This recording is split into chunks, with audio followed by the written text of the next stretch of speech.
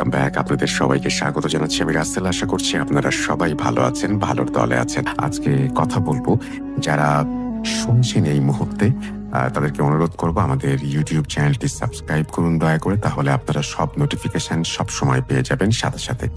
চলুন তাহলে শুরু করা যাক। প্রিয় লিসেনার্স, আসসালামু আলাইকুম। আমি আফনান। আশা করি সবাই ভালো আছেন, সুস্থ আছেন। এখন যে ঘটনাটি আপনাদের সাথে শেয়ার করতে যাচ্ছি, এই ঘটনাটি আমাদেরকে যিনি পাঠিয়েছেন তার নাম জুয়াইরিয়া মুন। উনি বর্তমানে খুলনার বয়রা কলেজ মোড়ে বসবাস করছেন। চলুন ঘটনায় চলে যাই। ঘটনাটি মূলত ওনার আম্মুর সাথে ঘটলেও ঘটনার বেশ কিছু বিষয়ের সাক্ষী এই জুয়াইরিয়া মুন আপু এবং ওনার হাজবেন্ড। চলুন মূল ঘটনায় ঢুকে যাই।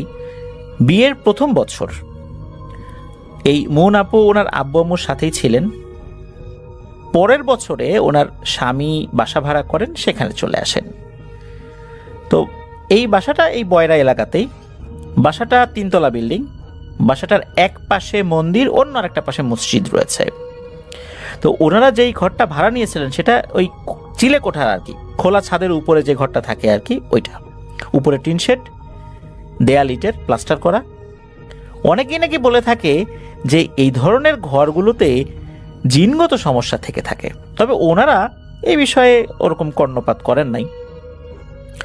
ওই বাসায় ওঠার পরের দিন ওনার স্বামী একটু রাত করে বাসায় ফেরেন। রাত প্রায় 11টা 11:30 বেজে যায়। তো এই বাড়িটা একটু গ্রাম অঞ্চলের মধ্যে হওয়ার কারণে রাত 10টার মধ্যে অনেকেই ঘুমিয়ে যায়। সবাই ঘুমানোর পর উনি হঠাৎ করে একটা শব্দ শুনতে পান। উনি তখন বাসায় একা। শব্দটা এমন যেন কেউ ওনার রুমের দেয়ালে জোরে জোরে কোনো একটা লাঠি জাতীয় কিছু দিয়ে বাড়ি মারছে, আর ঠাস ঠাস ঠাস ঠাস শব্দ হচ্ছে। এভাবে প্রায় 10 মিনিট ধরে শব্দ হয়। উনি প্রথমে চিন্তা করেছিলেন মনের ভুল, অনেক সময় ফাঁকা জায়গায় দূরে কোনো আওয়াজ হলেও মনে হয় যে একদম কাছাকাছি শব্দ হচ্ছে।